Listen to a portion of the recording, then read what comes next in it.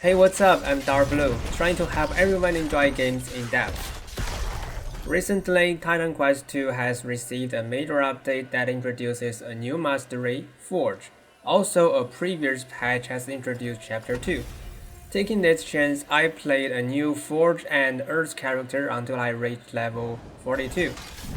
At this level, I am able to max out the divinity bars of both masteries, so I can finally call it a build that matches my expectation. This video will provide an introduction to my new build, a Debuffer Earthquake Devastator. Our main damage dealer is Earth Mastery's Earthquake. It's a channeling skill where you need to take some time to charge before unleashing a devastating AoE attack with satisfying visual effects. Although it's far from being agile, it's a good AoE mobbing skill and can deal, well, acceptable damage to single targets. I pick 4 modifiers for this skill. The core is 2 of them. One allows me to charge to stage 3 and upon reaching a new stage, I gain Overwhelming stack. The other gives Earthquake more damage per Overwhelming stack. Their synergy enables this skill to deal significantly more damage. Additionally, I choose 2 other modifiers that make the skill charge faster and make me uninterruptible after reaching stage 1. With the main damage dealer chosen, it's time for our main supporting skills. As stated in the title, this is a debuffer build, with many skills applying debuffs to the enemies. This is enabled by the strong debuffing capability of the Forge Mastery. While you may be familiar with the fact that this mastery can deal tons of damage with its summon devices, but in fact it's also a good debuffer. First, we have Blade Trap. 2 modifiers make the skill reduce enemies' damage and resistance on hit. Note that the Sentry skill has a similar resistance reduction modifier, but it cannot stack with Blade Trap, so I'm not using Sentry to save a skill slot. By the way, based on my testing, if you have the damage reduction modifier equipped on Blade Trap, Sentry can also trigger this effect, which I believe to be a bug. Then we have Forge Call, basically some orbs rotating the character and hitting nearby enemies. With 1 modifier, this skill can also apply Weakened to target's hit, which is also resistance reduction. The third debuffer is Chain. It applies flat armor reduction to a target's hit. Note that Earthquake, while being a spell, deals physical damage or strike damage if we want to be more specific. Therefore, armor reduction is very helpful. There's another modifier of Chain that greatly reduces enemies' attack and cast speed, but it's not really mandatory. The 4th debuffer is Force Field, a T4 skill of Forge. It reduces damage and movement speed of enemies within the field, then with a certain modifier, it also makes enemies within it take increased damage. Considering it's common that I cannot cover all enemies in the field, since there would be ranged enemies attacking me from outside the field, I didn't max out the damage reduction modifier. Instead, I take some points from this modifier and put them into projectile glancing hit chance. Besides this, the Earth Mastery also has a debuffer skill, Fissure. It applies 20% increased damage taken to target's hit. So that's 5 debuffer skills in total. I really like seeing the debuff icons popping up on the enemy's health bar.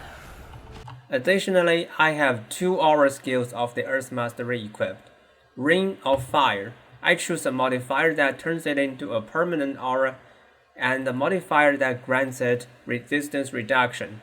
And Earth Enchantment, the modifier that grants additional damage bonus. Apart from the core synergy as stated above, there are 2 secondary synergy cycles with this build. The first one is Overwhelm to Bulwark conversion. I mentioned that a modifier of Earthquake makes me generate Overwhelm whenever I reach a new charging stage. However, this skill alone cannot consume Overwhelm. Luckily, the feature skill can consume Overwhelm and gain more damage. On one hand, this means that this skill can be utilized to deal some additional damage, and on the other, it can synergize well with the passive skill of the Fort Mastery. When consuming Overwhelm, I can gain 3 Bulwark stacks. In this way, this build gains access to Bulwark stacking, further improving its survivability. The other secondary synergy cycle is Stoneform Recovery. Stoneform is a tier 4 active skill of Earth. Without any modifier, it is used as an iframe window against certain dangerous attacks. But with a certain modifier, I can channel my Earthquake while in Stoneform, at the cost that I'm no longer entirely invulnerable but only gain a 50% damage reduction.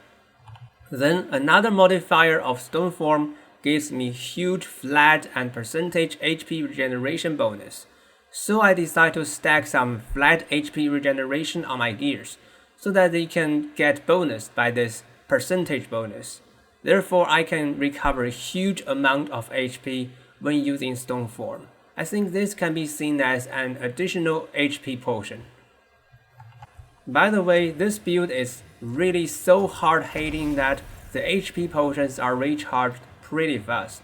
Almost every Earthquake hit can fully recharge 2 potions. And when channeling the skill, the Ring of Fire can also damage nearby enemies, gaining small amount of HP potion recharge fully. Therefore, this is really a build with strong survivability. Lastly, let's check out the random affixes to look for on the gears. I just mentioned one of them, HP regeneration. However, we do not need much mana regeneration. As this skill, this build is really mana efficient, which is a great advantage.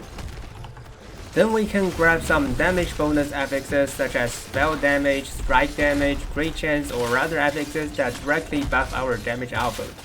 It's also good to have some ailment chance, since both skill masteries have passive skills that bonus our damage against enemies inflicted with certain ailments. Then I'm not sure if cast speed can make Earthquake channel faster. If it can, it's a good choice. Next, resistance, armor, and max HP that improve our tankiness are also good. Lastly, cooldown reduction is really not highly prioritized but can be considered. Our main damage dealer Earthquake has no cooldown, but the debuff skills do. All in all, compared to my previous Rage Lightning Strike build, I feel this build is more, well, plain and flat. The synergy is not very complicated, but rather straightforward. But I do like to have enemies inflicted with a lot of debuffs. During this new playthrough, I do notice that some epic gears have some unique affixes that cannot be found on random affix slots. I can't really recall if they also exist in the initial patch. Nevertheless, I think it's a good sign that we can expect some unique effects on gears to synergize with skills. Currently, I still cannot recommend this game for anyone, as it's really far from completion, but I do enjoy myself. If you want to play games into depth together with me, don't forget to like and subscribe. Thanks for watching, see you around.